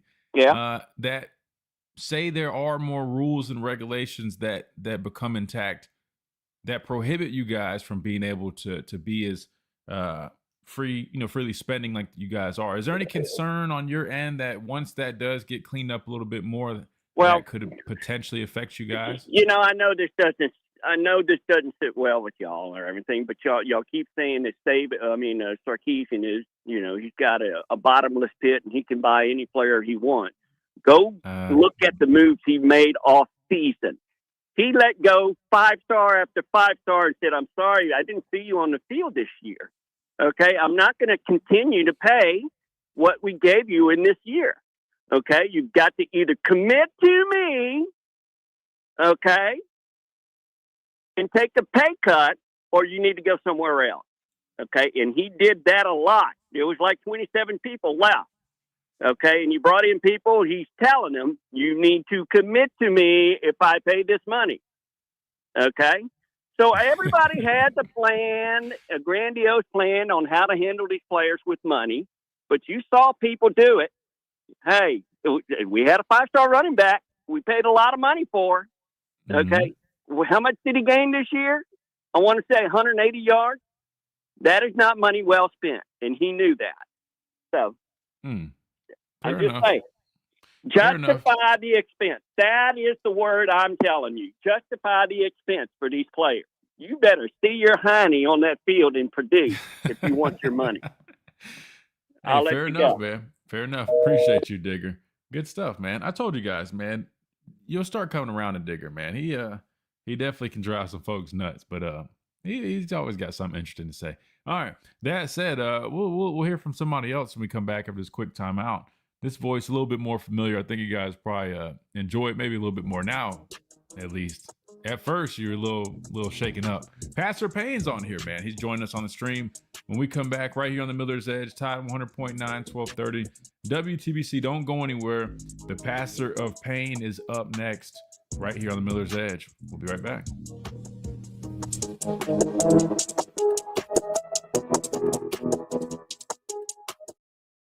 Team USA is chasing their dreams and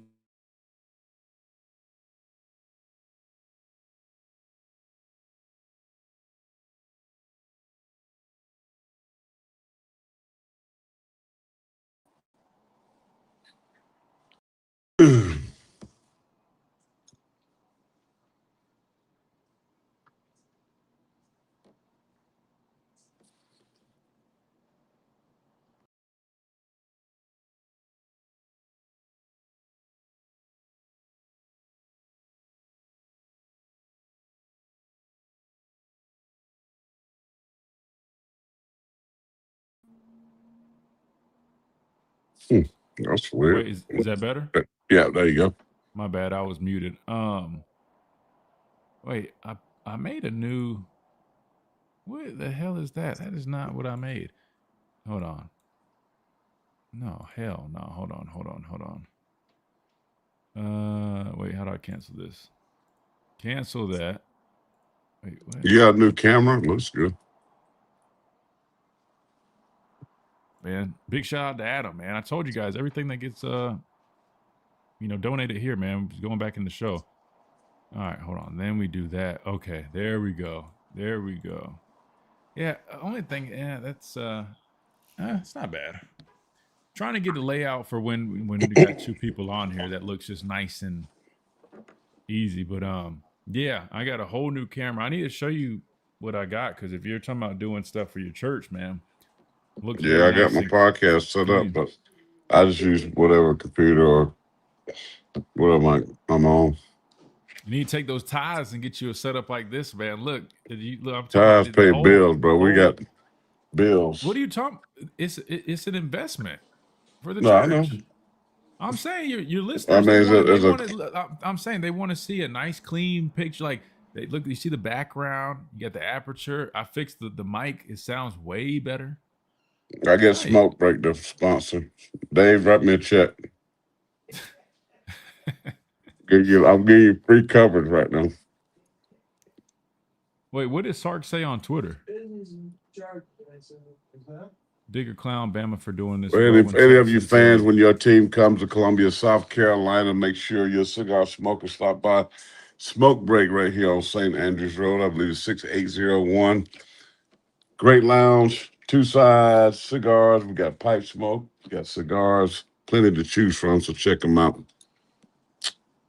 6801 St. Andrews Road, football season, when you come rolling into Columbia to get beat down by the Gamecocks. Well, unfortunately, you should have did that last season when we played in Columbia. I know. I did. Yeah, no, you did. But you should have held a watch party there. Or too many idiots over here like when it comes to sports that I want to get on my nerves. I'd rather be by myself. I mean, damn, dude. I mean, like, not a watch party, but you could have done. I mean, we got a lot of listeners on the show that are from Columbia or South Carolina. I'm sure they would have liked But to you come got kick a it with big you. Alabama fan. They've been here before. They own Nice. they're known on the stream. They're not in Augusta at the cigar shop. They own a cigar shop in Augusta. Oh, that's cool. You getting them new pipe lighters? That's cool, Any man. new pipe lighters? More pipes?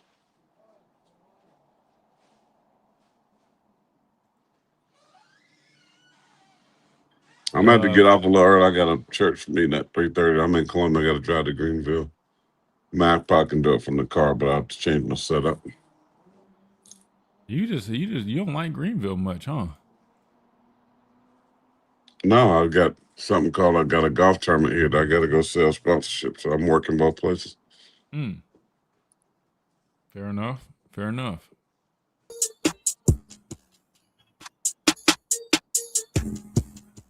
And welcome back into this Wednesday edition of the Miller's Edge, Tide 100.9, 1230 WTBC. We got the pastor of Payne joining us now from his favorite spot down in South Kakalaki. What was it called again? Smoke Break?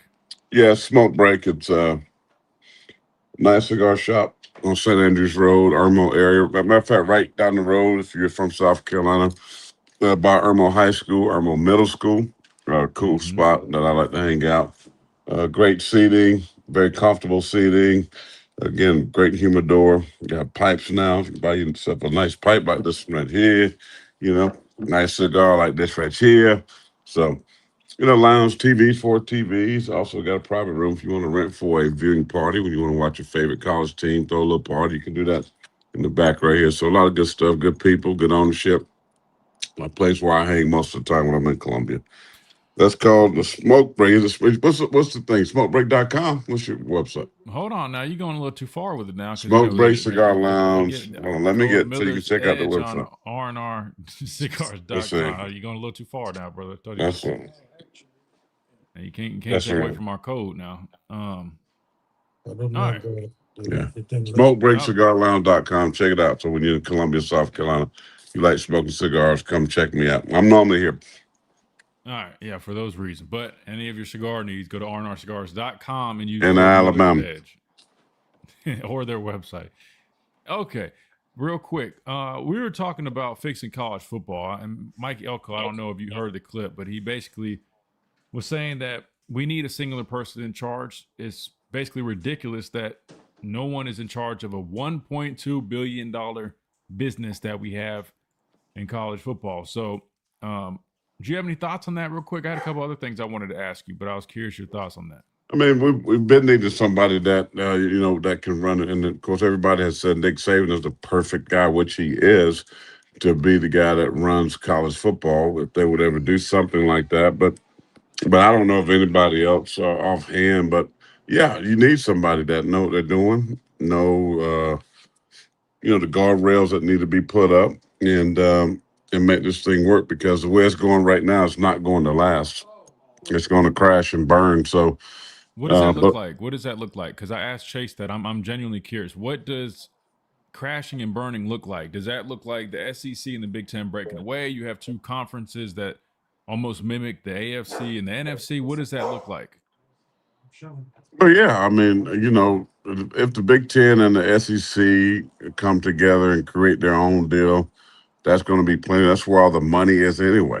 And so, and then you can have two divisions, and then at the end of the day, the division win the AFC or whatever you decide to call them, then you play each other for the championship. But I don't know exactly what that would look like, but I know something has to be done. I know there's too much money that's being put out there that guys are totally prostituting the system, right? Oh, goodness. And they just out for the buck. They don't care about the schools no more. And then they go to these schools and they don't do anything. I heard Digger talking about it. He's right. They just go, and then, if it ain't working the way they want, what do? They jump back into the portal, take the money. There's no contractual obligations, so they take the money, and then they rock out and go somewhere else. Somebody else write them another check. I mean, it's just ridiculous. I think if you're going to go this route, There need to be contracts. You're obligated, okay? Then if you, and that's why I always said you need some type of system in place to where hey, I'll pay you X amount if you do X amount. If you play X percentage amount of times, you get so much sacks. You make all conference. You graduate. There are incentives there that could help you make more money. But I just think across the line, if you're a scholarship athlete, right, you get a scholarship to said school, you get paid X. Then you put incentives in it. That way you keep the players' drive, their interest to stay hungry and to stay thirsty, to chase after said incentives. But just handing out check, listen, I don't care who you are. If you put money in a young person's hand, they're not going to be driven to go get more money. You can talk about the bag in the NFL. Why they want to chase the bag in the NFL when they got $5 million? I mean, why? I mean, so True. why chase the bag when you got the bag? That's all I'm saying. So, to me, lower the money down, give them 150, give them set percentage or whatever, and then hey, if you become a starter, your pay goes up to this. You make all conference, your pay goes up to this. You lead a team in sacks or lead a conference in sacks, a nation, just like an NFL contract, right? Like when I first got to the Giants, my base salary wasn't a lot of money. Now it's 1990. It was $150,000. No, it was $90,000, right? But then I got $35,000 a sign, and then after that, there was player bonuses. Like if you play so much, 25%, 30%, 50%, and everything, 20,000, 50,000, 75,000, 100. So it gave me drive to be a starter, to get out front. It gave me a drive to lead the team in interceptions or fumble recoveries because that meant my pay. So, if you gave me $5 million right off the rip, what drive do I got? If I got $5 million sitting in the bank in a CD, and my ankle hurt, I ain't going out there. Hey, I'm gonna sit on and let somebody else go play. That's all I'm saying. So it needs to be something that these kids that's incentivized for them to go out there and chase that bag, so to speak. Well, I will say this: a lot of schools do have, I think, incentives or at least incentive type things in these contracts that they're offering kids. So don't be. I mean, just like when Deion Sanders was talking about finding players, and people thought that he was like the first person, the only people to do that. A lot of these schools already do a lot of these things. They have a lot of models where it somewhat mimics some of these NFL dealings, right? Mhm. So that is something that is done. But my thing is, at what point do they finally make a decision to do at least something, right? Or how long are they just going to keep just sitting here with their hands tied behind their backs? Like I don't understand it, but I just thought that was interesting where Mike Elko says that, which we've all been thinking it, but will it gain some traction? I don't know. We'll have to see. But in terms of, and I looked this up while you were talking because somebody mentioned it, that making guys just employees at this point, which I agree should strongly be considered, but it does list several reasons why they probably don't want to do that.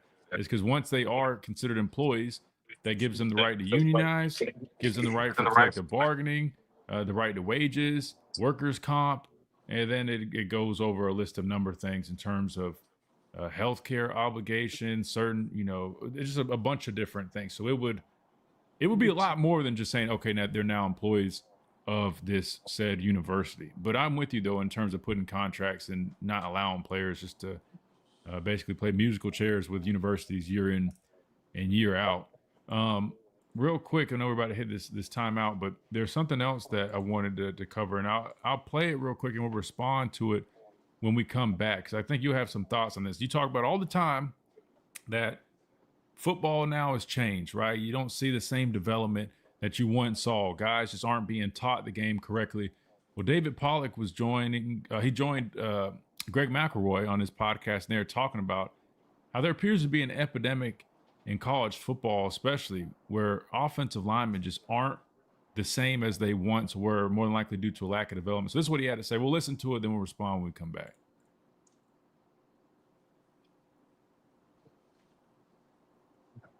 I gotta put it on. Sorry, gotta throw it on the screen for us. Give me 2 seconds. There we go. All right, there we go. Here's an epidemic. I don't see even those big guys that are enormous on that offensive line. I don't see them moving people, Greg. Yeah. The offensive line play is as soft as I've seen in college football. Like, I don't say that just as a defensive guy that doesn't like offensive linemen because I was a defensive lineman. I'm just saying, like, you got so many guys that you look at their numbers and you're like 6'7", 340. Seton from Colorado, who's going to LSU. I think the dude's a freak athlete. I think he's a first-round pick. I think he's an elite pass protector. Man, I would love for you to move somebody in the run game. Like, I watch his tape and it drives me nuts. Like, get your hands on people. Have a little nasty. There's a lot less nasty than there used to be. All these kids do is play 7-on-7. So they're not worried about the run game anymore. And there's so much passing in high school now where it used to be I formation in high school at so many places. So everything has gone spread and smaller and speed and space. And so it makes sense to bring it in. But when you do that, Greg, and everything's speed and space and everything's 7-on-7, these offensive linemen ain't as tough as they used to be. They ain't as strong as they used to be. They ain't as nasty as they used to be. I want my linemen to not like people. Like, I don't want them to like people. I want them to be mean and nasty. All right, so I know you're going to have plenty of thoughts on that because you always are complaining about today's game. So we do need to hit a timeout. So I want you to sit on that for 2 minutes or so because when we come back, we're going to get your thoughts on it because you got plenty of them. And we'll do that right here on the Miller's Edge, Tide 100.9, 1230, WTBC.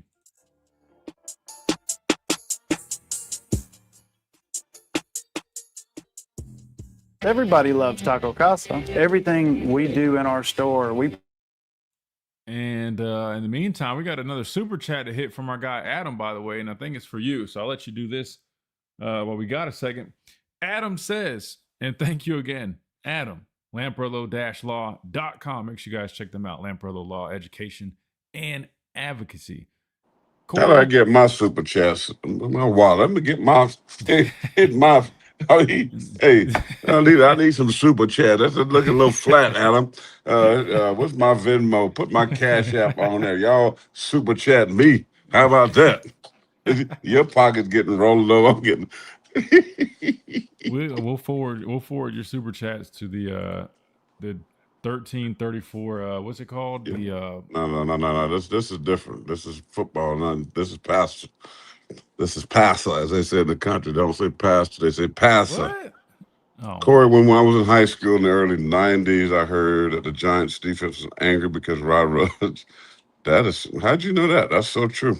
Adam that is true. Everything about the Giants. Alabama, he's 100%. Rod Russ came over. Let me tell you a quick story. This is worth the super chat here, Adam. So, 1992, I believe it was 93 is when he was coming over, or 92. I can't remember the year. Anyway, we switching defensive coordinators. Ray Hanley, was fired. By the way, we talked about him on the show with Adam. Ray Hanley died last week. I was telling you about. He said that in the comment section. That's he terrible. passed away. Lord rest his soul. The one that we were joking about. My former coach, New York Giants. We were talking about him, joking a little bit. But anyway, Rod Russ comes in, and and I think this was a Dan Reeves hire, I believe, maybe. But anyway, Rod Russ comes over from New England Patriots. This defense is so hard. Box poach this, box poach that. And here's a great LT story with that. So we're in the meeting room, and Rod Russ is up there diagnosed with the old coaches, the old bike coaching shorts on, and he's at the whiteboard, and he's telling us what we do. I'm saying what we're strong side, outside linebacker. LT's playing the wheel, which is we call it the weak outside. But he's drawing up his plays, and LT lays in the floor all the time because he slept during the meetings because all he did was rush the passer. He just found out what side of the defense I was on, and he goes to the opposite side and rushed it. That's what he did. So Rod Russ is talking about 34 box poach, and then this particular 34 box poach, Mike Mo blitz, right? Mike Mo, we call that inside. Mm-hmm. That word basically is a double bullets, double B gap blitz or double A cross buck, so you can do different things out of that. LT raises up out of his sleep. And he was like, Corey, you're on launch. Y'all are dropping. Y'all are curl flat droppers. We got a Mike Mo. Y'all coming in, and we can run a cross buck out of this, which means there's some games happening, blah, blah. He raises up. He said, MFer, what do you mean I'm dropping into curl flat? He said, "Don't you realize I am the NFL at the time sack leader? You talking about me covering, dropping in the flat?" He's like, "You crazy? I'm rushing. Y'all do what else you want to do." And Rod Russ' face is like turning so red because he was the greatest football player of all time. Telling him, "You MF, are you crazy? I'm not doing this." But yeah. So Did he the do it though? defense was terrible. It was so hard. And I'll finish this up. It was so hard. They brought in this guy Ed Reynolds. Ed Reynolds played linebacker for the New England Patriots, and we signed him. They brought him in. The only reason they brought him in because he was an extremely smart guy to teach us the defense. They sent him to our house. I don't know if you even remember this. Well, you're too little, but you might have been 3. They sent him to Columbia, South Carolina, in the office to work with me for 2 weeks, paid for him, set him up, everything to teach me this defense because I was in the coverage part of it. It was so hard that it was ridiculous. I mean, we used to line it up just rushing, playing cover too. And I remember, Rod Russ be calling, he's sending a signal 34 box poach. Pepper Johnson, our inside linebacker, was our play caller, was like F that. And he would call undercover two, which we just play cover two. And then it was so funny. When we come off the field, Rod Russ will bypass Pepper, Lawrence, Gary, anybody, and he'll come to me because I was the youngest and to yell at, "Why didn't y'all run what I told y'all to run?" I'm not the play caller. I mean, it's like he called undercover too. I run whatever the call is. And so we dealt with that for a long time, but obviously he didn't last too long because we were not having this box poach. And welcome back into this Wednesday edition of the Miller's Edge, Tide 100.9, 1230 WTBC. We were talking about it. Well, my dad was answering another super chat from our guy, Adam. At this rate, man, we're going to have a whole new building. We're going to have a whole studio from Now our you guy, will. sponsored by our guy. I'm Adam, over here in man. the cheese line trying to get government cheese while you rolling in the dough. Listen, I told you, it's the show. You see the camera, you see the quality. I mean, listen, the I ain't show got nothing to do with them super chat. You can have What all are the you? cameras you want. What are If you you ain't talking got about? the smoke, no pun intended, with host and the co-host, you have no show. I don't care if the studio look like it could be crumb. What are you It's talking about about? the individual talent. I'm not talking. I said the quality of the production, guy. What No, the hell are you that's why talking you getting about? super chats. Okay, I said all of it goes to the show. Meaning, you I said I'm got you. rolling in the dough. I said no, I'm putting it into the show. Well, why are you taking shots at me? What are you doing? What kind of nonsense is that? Anyway, we were talking about his defense and his experience with changing coordinators. It's this way. So you were saying y'all went from, because Adam mentioned the read and react defense. So this new defense Well, that you that was was called a box poach. I mean, that was a read right. react. That was, you got to be able to. It's a very. I don't like those types of defense because you need a bunch of smart guys. I mean, and a lot of time coordinators create these types of defense, and what happens is it really takes away the aggressiveness of that defense because it's all predicated upon movement and what this guy does on offense, and this guy goes here, and then you go there. It makes you read. You got to be able to read and see what happens, diagnose before you actually be aggressive. Everybody knows what to do under / over, cover two. Like we just ran the under, be an under front. You still run cover two. Over will be an over front, which means we've dropped 4 down. I'll slide back into the box, and then it looks more like a true stack 4-3. I mean, they just run cover two out of it. Like those things are simple. I mean, so he came with a very difficult defense, which we see sometimes coordinators get too smart. The best players is you simplify things. I don't like to use the word dumb it down, but you can simplify, allow them to play the game much faster. If you can anticipate and play football when you know what's happening and you know where you're going, that's why I like pre-designed movements with defensive linemen, especially. They know where they're going. Hey, we're gonna stunt right here. We're gonna hit these gaps. We're going here. We're gonna cross, but guys are moving fast and they know what they're doing. There's Rod Russ. Yeah. So There's well, I put him on there's the. a scientist. Yeah, I was good. He in fact does look like a scientist. That's what he disappeared. Where our guy Rod Rust go? That's I was like he disappeared like box post defense needs to disappear. there. You go. There he is. All right. So that was your coach. So he looked like that when he was coaching you. Nah, a little different, but that's him. Wow. Did he have any playing experience? I mean, what was his story? I mean, I've never heard No, of he this was guy. smart. I mean, if you go back, he had good defenses. I mean, Don't here's get the me thing. I started don't on know this how well argument. box I don't want coach. to even get into this argument with you because I'll be honest with you. You Well, used to think say this about Nick about what Saban. Coach said, but Think about all that's where the I was going with it. That's where think I was about going all with the it. Nick Saban stuff y'all ran pattern matching, right? You hear me Mm-hmm. talking about. We ran 2 and 4 man, right? So we can run zone coverage, but underneath it could turn into man coverage based on what guys did. But back in when I played, you can run box post because offenses were very simple. I mean, like the Dallas Cowboys and Emmitt Smith and them guys, you knew what they were running. They line up in the eye. I far, I near, what we call it. I far means that the fullback is far away from the tight end. Near, that means he's on the tight end side. And you just, most of the trips, you slide fronts. So you do things like that that was very simple, and it allowed you to match up out of the box poach. But to run that defense today with all the movement, hurry up, there's no way it would work. Absolutely no way that I defense works. disagree. I disagree on that because Too much. no, it's not. Listen, that's what all the stuff we did. I mean, we ran a whole bunch of box poach. We ran cover 7, man match principles, all that stuff. What you have to do is you have to have calls within calls, checks within Too those much. calls. I don't think it's too much. I think it's just, a matter of. Man, you want guys to teach them, like David Pollard, we just talking about. Teach guys to play. Let them play. Anytime you got players that's thinking, if you got, like when Alabama, what do you see out of, even when Nick Saban was there, what did you see? You saw guys turning around, talking, unsure, not knowing what they are doing. Why? Because it's too much mental. Instead of just calling a call, line up, and go destroy the dude in front of you. That's football. All this other stuff, man, this ain't a chess match. This ain't all these scientific games. You know what? You line up. You beat the guy. That's what David Pollack was saying. Offensive lineman, listen, here's this guy. I got this guy in the B gap.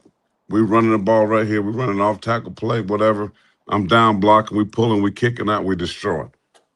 That's football. If you got guys thinking, you're not going to play well. Period. But I think at some point, though, with the evolution of offenses and all the things that they're doing, all the nuances, right? The implementation of RPO game, that's a big deal. You know what I mean? Like you have to do more, right? I mean, you have to You don't. defensively. I think you do.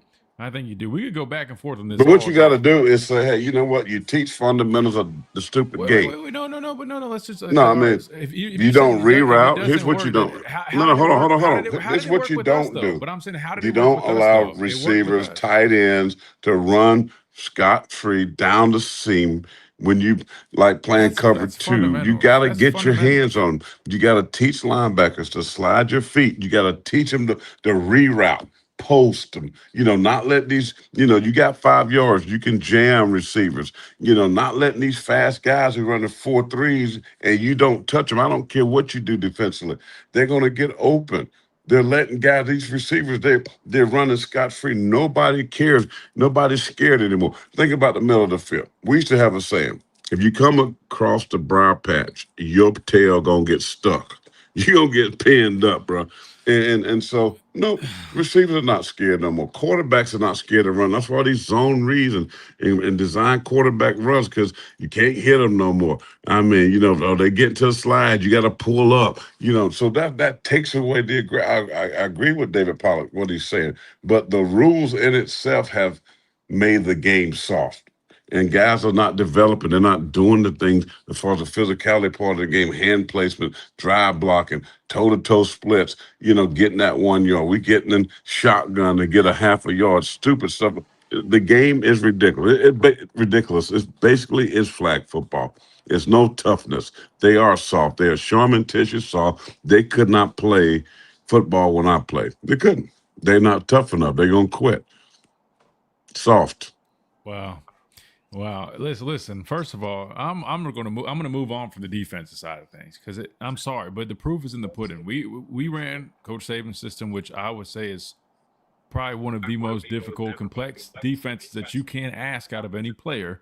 And you can point to some moments where guys were looking confused or looking to the sideline, or there might have been a mental error or a bust here and there. But to sit here and There act was a like lot of. What about Tennessee game? You want to be reminded?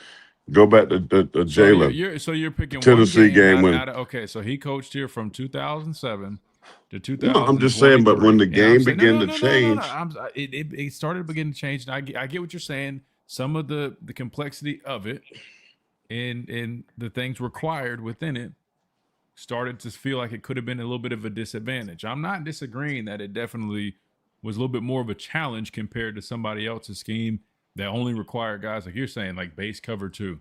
I mean, we ran cover two, we ran a number of coverages, but we always would probably have checks and things within that we could also have other rules and systems to help us pretty much cover anything. That's why you heard Bray. Remember Bray Hubbard came on the show. He taught about that. Like there was an yeah. answer for I pretty remember much Bray making a everything. lot of mistakes too watching the game. Oh, come on, really?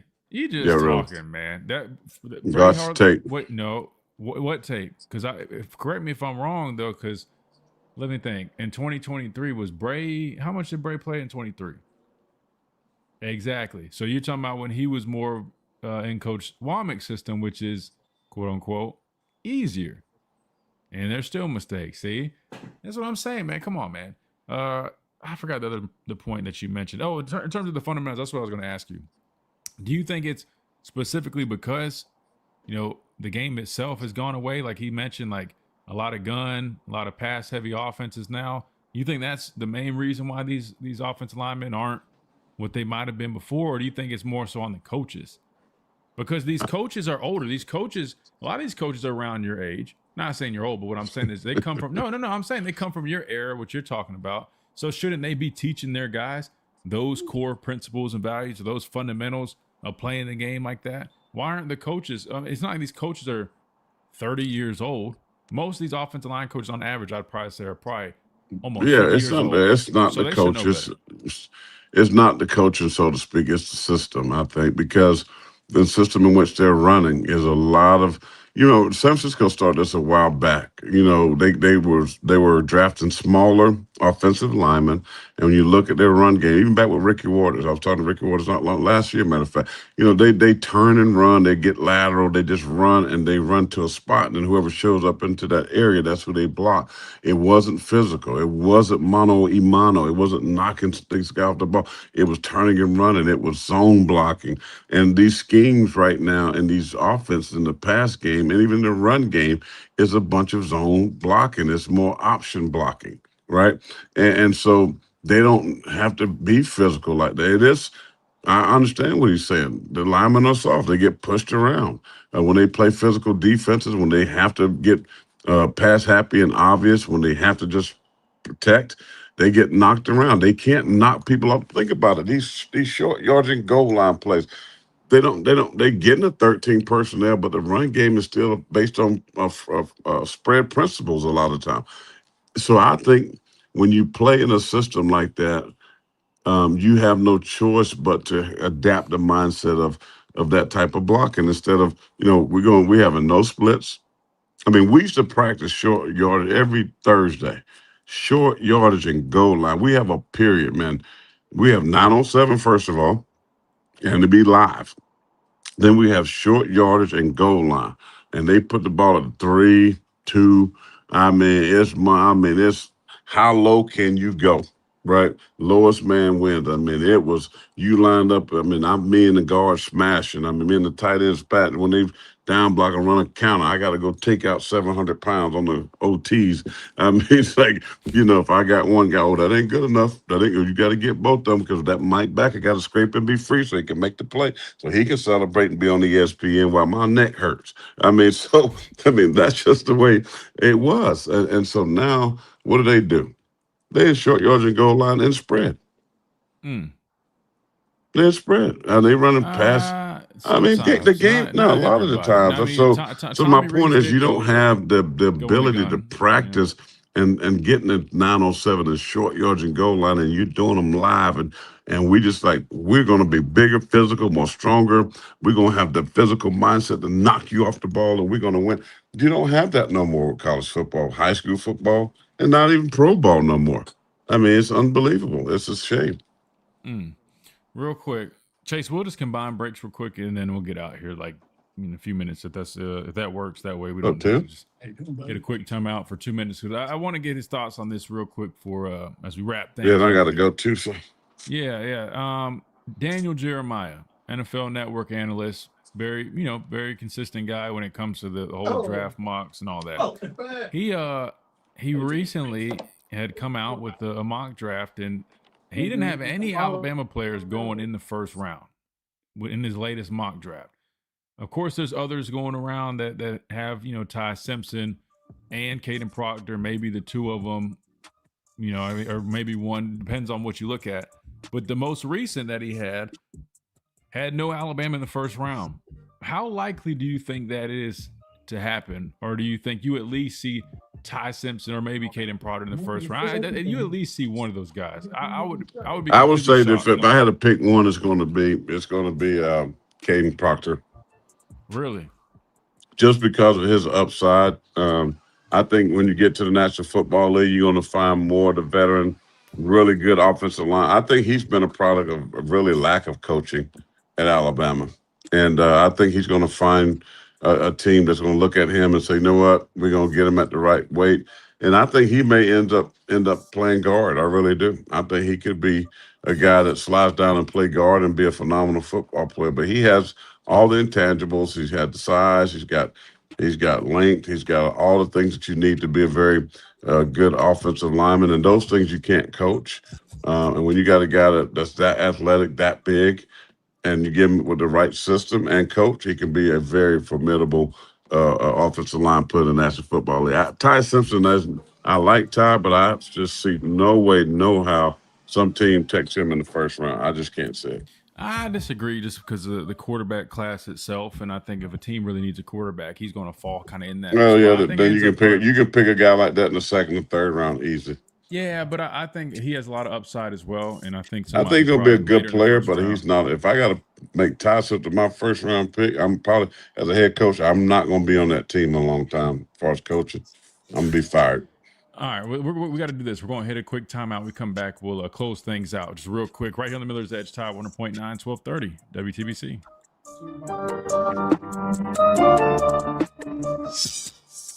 Hey, I'm going to close out. The Tuscaloosa Thread News. No, you're good. Yeah, I have to come back for 30 seconds. I'll jump back on the stream in the car. No. We're about to, you're good, because I'm Okay. about to close the show out. No, I appreciate it. Good. I'll feel free to jump back on. We got Adam's jumping on the show tomorrow. Adam will be on the stream, and then we got Brandon Clear. I'm gonna give you my cash app. Put up there. Oh my goodness!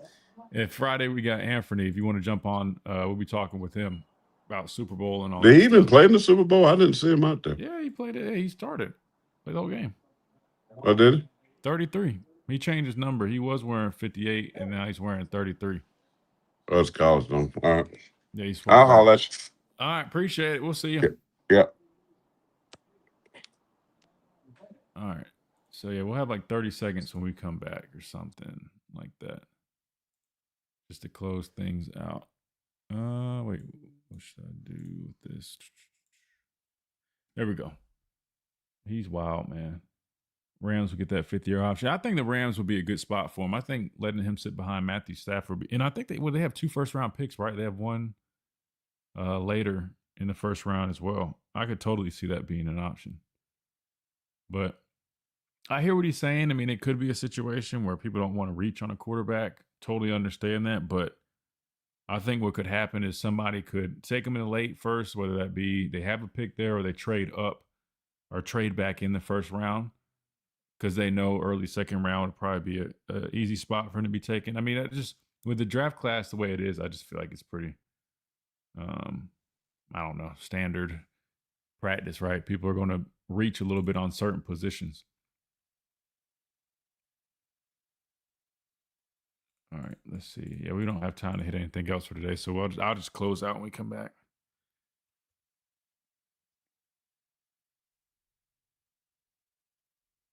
He left. From my perspective, from his weight, I mean, if you're talking about him playing, if he's playing tackle, the problem is, I mean, he's athletic for being bigger. He's going to be a naturally big guy. You know what I mean? Like his frame and his stature, he's just naturally bigger. So I don't see him ever being some 315, 320 guy. Hell, I mean, I think 330 would probably be the lightest you ever see a guy like Caden Proctor. He's built to be a lot bigger. I would say, I mean, if he got down, because I think he was up at like 360 something, if he could be like 340, I think that'd be very beneficial for him. I think 340 could be ideal because it would just perfect. Yeah, all right. Sounds good, Chase. Appreciate that. Yeah, sorry for the confusion. I was going to try to hurry up and get out, then I know he was still answering, so I was like, all right, let's try to figure this out. But yeah, I mean, and I think even if he plays guard, 340, I mean, listen, 340 I think would be solid. Anything less than that, I just don't know if that's very ideal. Alabama fans are all over the world, and we are too. Download the Tide 100.9 app right now in the App Store and Google Play, and take the Crimson Tide everywhere you go.